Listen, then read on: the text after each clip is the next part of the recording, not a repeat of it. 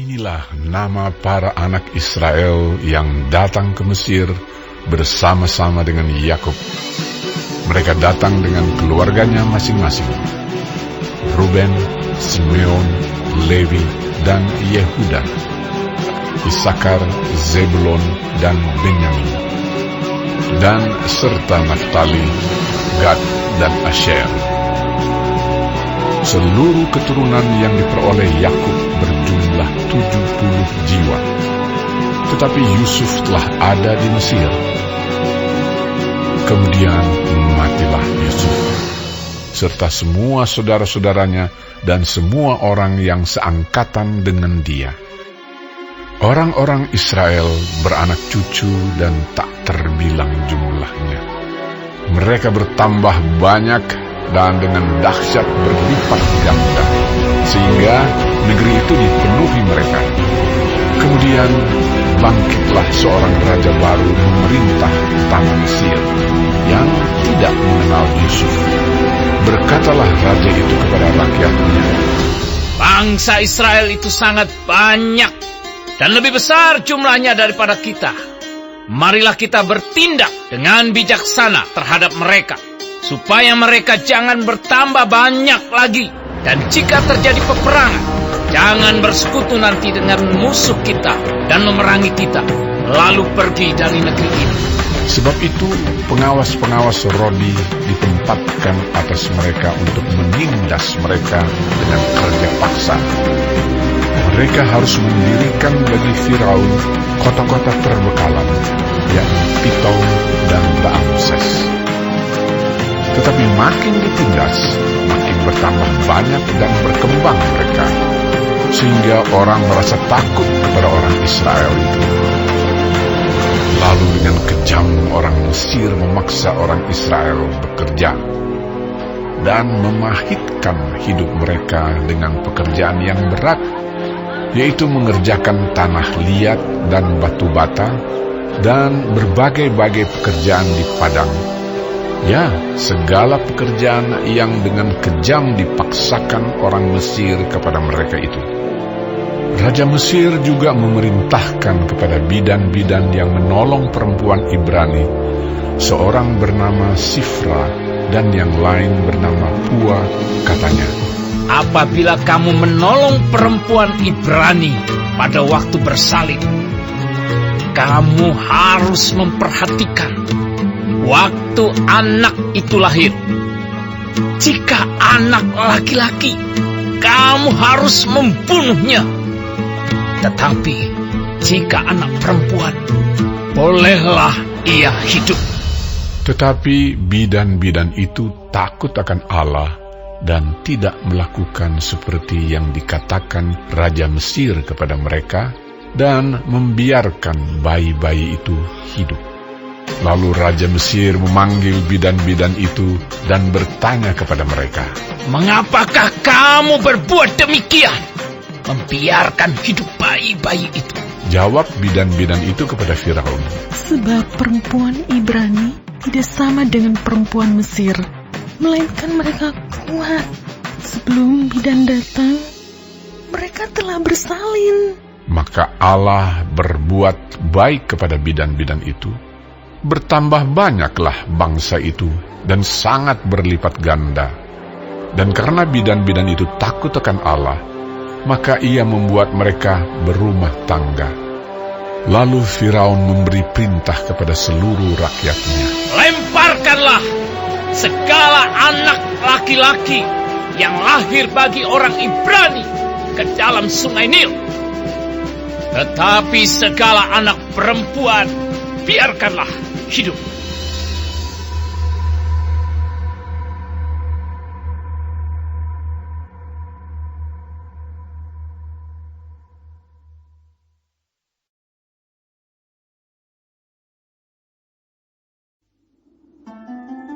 seorang laki-laki dari keluarga Lewi kawin dengan seorang perempuan Lewi. Lalu mengandunglah ia dan melahirkan seorang anak laki-laki.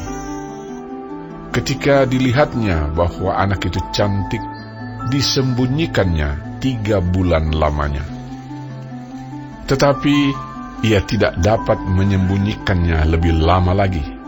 Sebab itu diambilnya sebuah peti pandan, dipakalnya dengan gala-gala dan ter, diletakkannya bayi itu di dalamnya, dan ditaruhnya peti itu di tengah-tengah teberau di tepi sungai Nil. Kakaknya perempuan berdiri di tempat yang agak jauh untuk melihat apakah yang akan terjadi dengan dia. Maka datanglah putri Firaun untuk mandi di sungai Nil, sedang dayang-dayangnya berjalan-jalan di tepi sungai Nil. Lalu terlihatlah olehnya peti yang di tengah-tengah teberau itu. Maka disuruhnya hambanya perempuan untuk mengambilnya.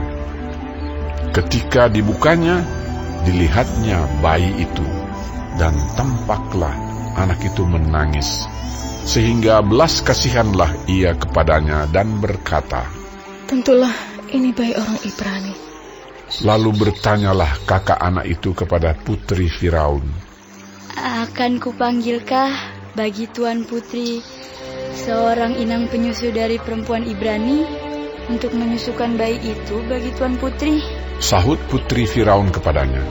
Baiklah. Lalu pergilah gadis itu memanggil ibu bayi itu. Maka berkatalah putri Firaun kepada ibu itu, Bawalah bayi ini, dan susukanlah dia bagiku, maka aku akan memberi upah kepadamu.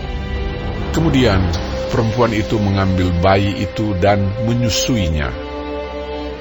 Ketika anak itu telah besar, dibawanyalah kepada putri Firaun yang mengangkatnya menjadi anaknya dan menamainya Musa, sebab katanya, Karena aku telah menariknya dari air. pada waktu itu ketika Musa telah dewasa, ia keluar mendapatkan saudara-saudaranya untuk melihat kerja paksa mereka. Lalu dilihatnyalah seorang Mesir yang memukul seorang Ibrani, seorang dari saudara-saudaranya itu. Ia menoleh ke sana sini, dan ketika dilihatnya tidak ada orang, dibunuhnya orang Mesir itu, dan disembunyikannya mayatnya dalam pasir. Ketika keesokan harinya ia keluar lagi, didapatinya 2 orang Ibrani tengah berkelahi. Ia bertanya kepada yang bersalah itu, Mengapa engkau pukul temanmu? tetapi jawabnya, Siapakah yang mengangkat engkau menjadi pemimpin dan hakim atas kami? Apakah engkau bermaksud membunuh aku, sama seperti engkau telah membunuh orang Mesir itu?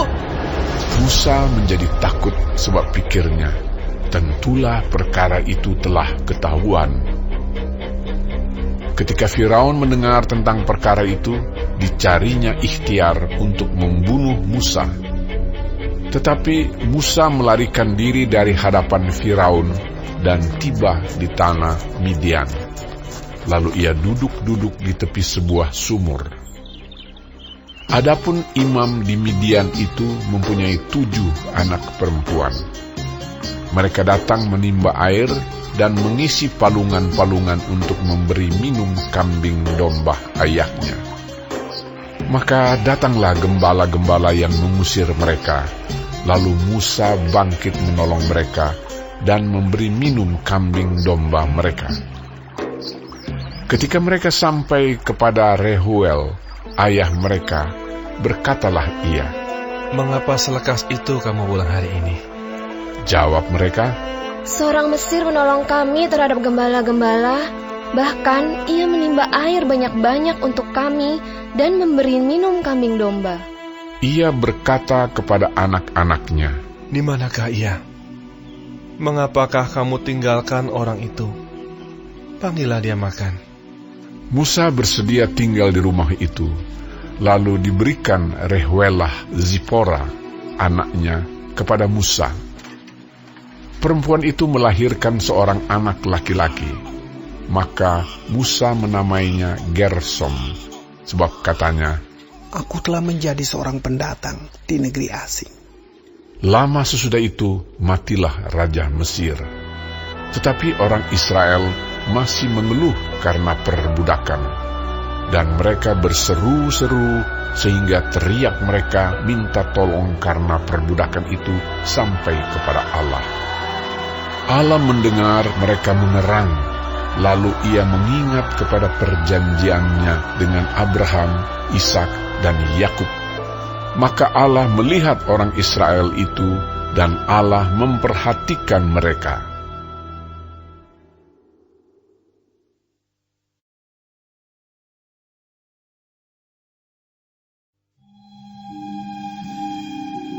Adapun Musa, ia biasa menggembalakan kambing domba Yitro, mertuanya, imam di Midian.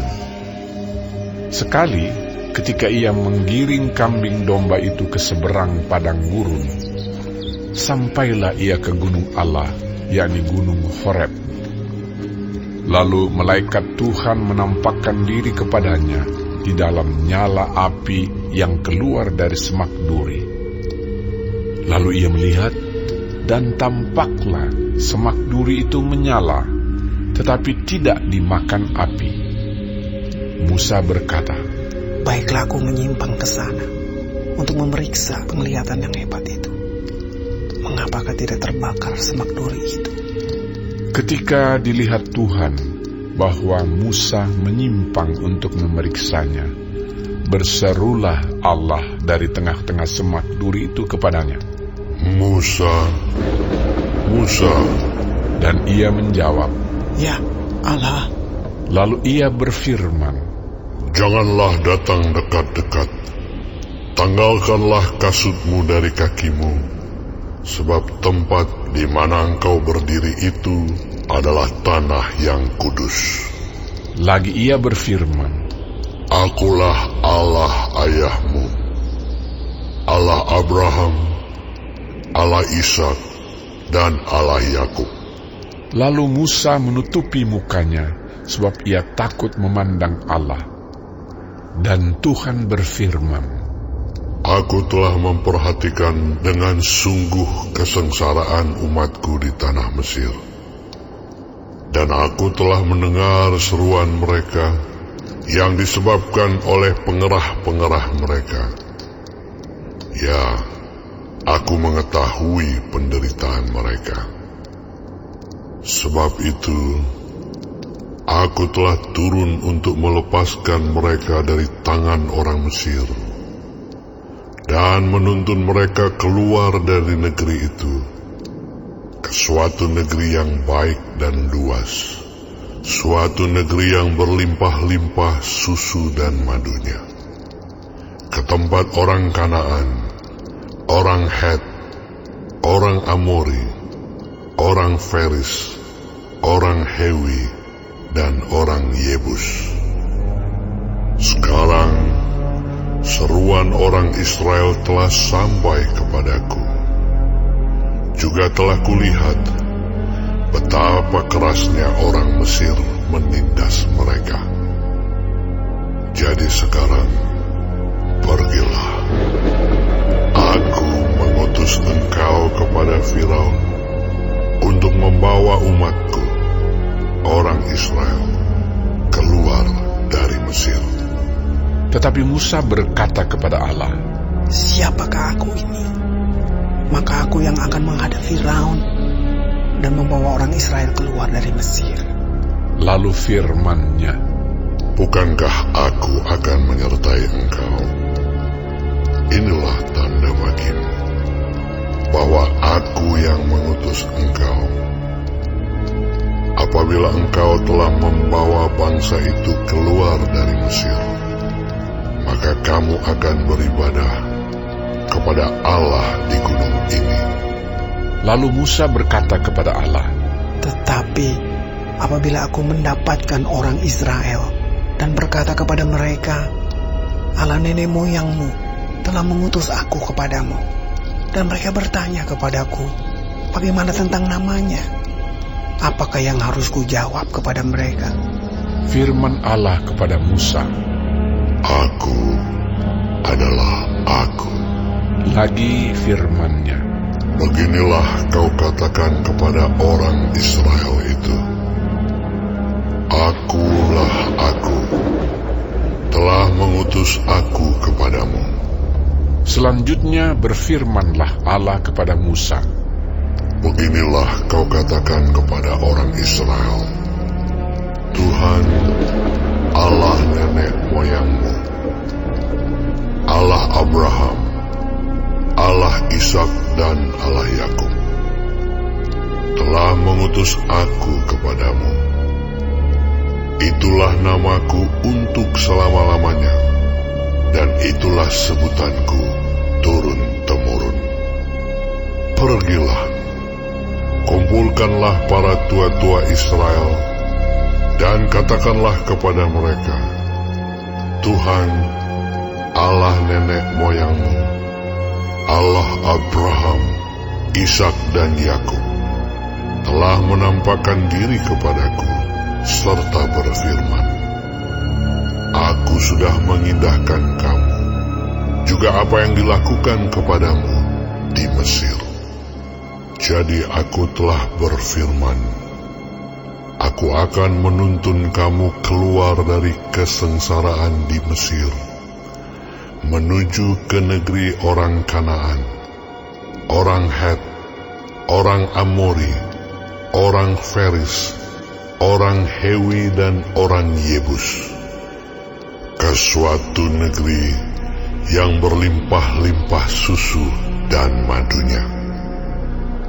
Dan bila mana mereka mendengarkan perkataanmu, maka engkau harus beserta para tua-tua Israel pergi kepada Raja Mesir, dan kamu harus berkata kepadanya, Tuhan, Allah orang Ibrani, telah menemui kami. Oleh sebab itu, izinkanlah kiranya kami pergi ke padang gurun 3 hari perjalanan jauhnya untuk mempersembahkan korban kepada Tuhan Allah kami. Tetapi aku tahu bahwa Raja Mesir tidak akan membiarkan kamu pergi, kecuali dipaksa oleh tangan yang kuat. Tetapi aku akan mengacungkan tanganku dan memukul Mesir dengan segala perbuatan yang ajaib, yang akan kulakukan di tengah-tengahnya. Sesudah itu ia akan membiarkan kamu pergi. Dan aku akan membuat orang Mesir bermurah hati terhadap bangsa ini, sehingga apabila kamu pergi, kamu tidak pergi dengan tangan hampa. Tetapi tiap-tiap perempuan harus meminta dari tetangganya dan dari perempuan yang tinggal di rumahnya barang-barang perak dan emas dan kain-kain yang akan kamu kenakan kepada anak-anakmu lelaki dan perempuan. Demikianlah kamu akan merampasi orang Mesir itu.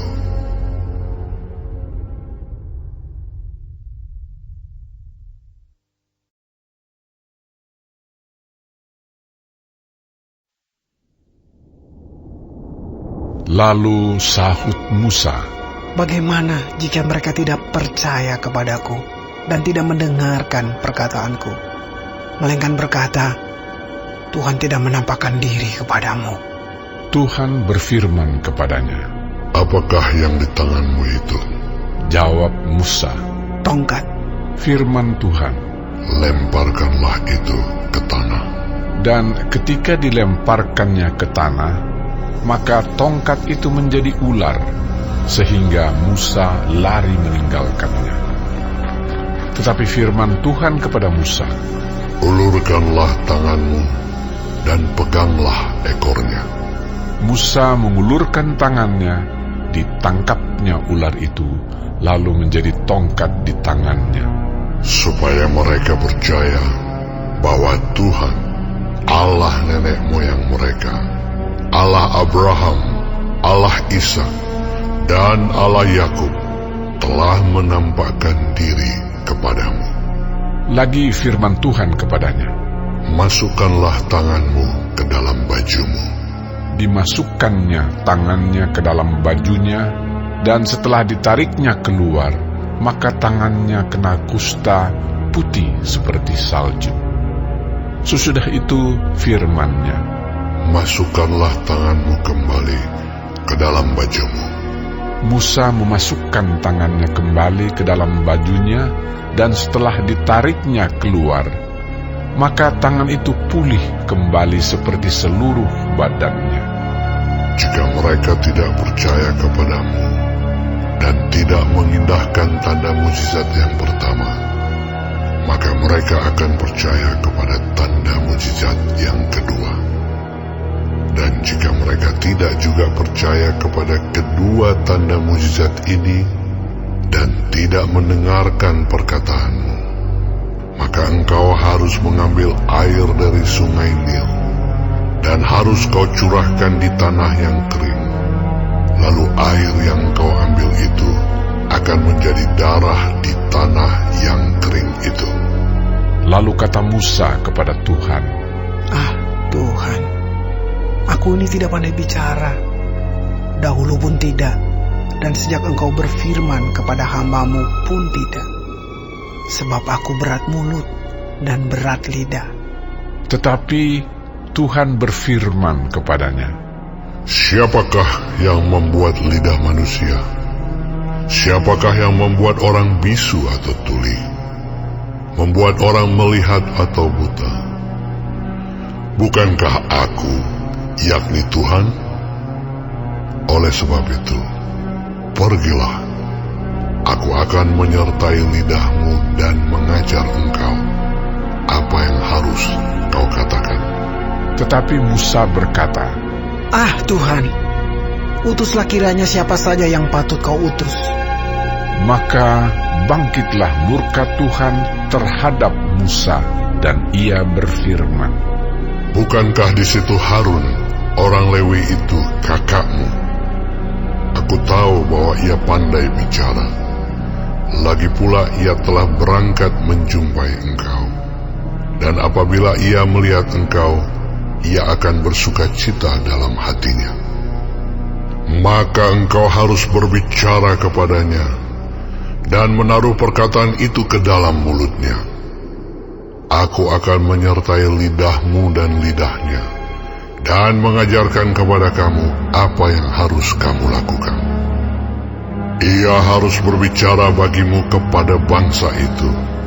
Dengan demikian ia akan menjadi penyambung lidahmu, dan engkau akan menjadi seperti Allah baginya.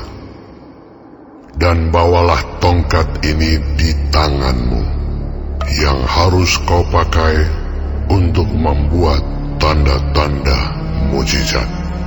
Lalu Musa kembali kepada mertuanya Yitro serta berkata kepadanya, Izinkanlah kiranya aku kembali kepada saudara-saudaraku yang ada di Mesir, untuk melihat apakah mereka masih hidup.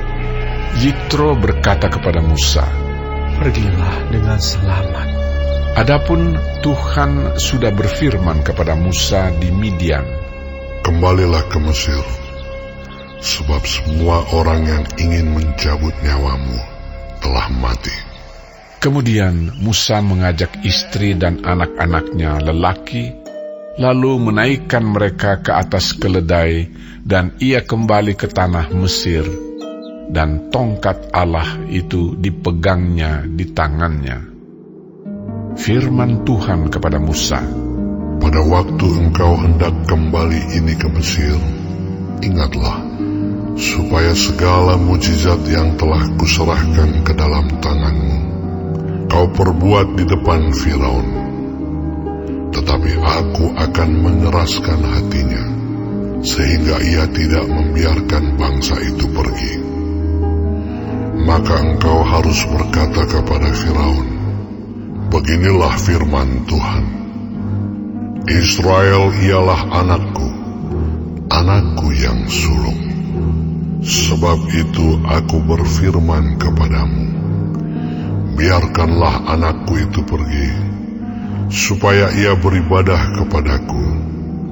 Tetapi jika engkau menolak membiarkannya pergi, maka aku akan membunuh anakmu yang sulung. Tetapi di tengah jalan, di suatu tempat bermalam, Tuhan bertemu dengan Musa dan berikhtiar untuk membunuhnya. Lalu Zipora mengambil pisau batu, dipotongnya kulit katan anaknya, kemudian disentuhnya dengan kulit itu kaki Musa sambil berkata, "Sesungguhnya engkau pengantin darah bagiku." Lalu Tuhan membiarkan Musa, pengantin darah, kata Zipora waktu itu karena mengingat sunat itu. Berfirmanlah Tuhan kepada Harun, "Pergilah ke padang gurun menjumpai Musa." Ia pergi dan bertemu dengan dia di gunung Allah, lalu menciumnya. Kemudian Musa memberitahukan kepada Harun segala firman Tuhan yang disuruhkannya kepadanya untuk disampaikan dan segala tanda mujizat yang diperintahkannya kepadanya untuk dibuat. Lalu pergilah Musa beserta Harun, dan mereka mengumpulkan semua tua-tua Israel. Harun mengucapkan segala firman yang telah diucapkan Tuhan kepada Musa, serta membuat di depan bangsa itu tanda-tanda mujizat itu. Lalu percayalah bangsa itu, dan ketika mereka mendengar bahwa Tuhan telah mengindahkan orang Israel dan telah melihat kesengsaraan mereka, maka berlututlah mereka dan sujud menyembah.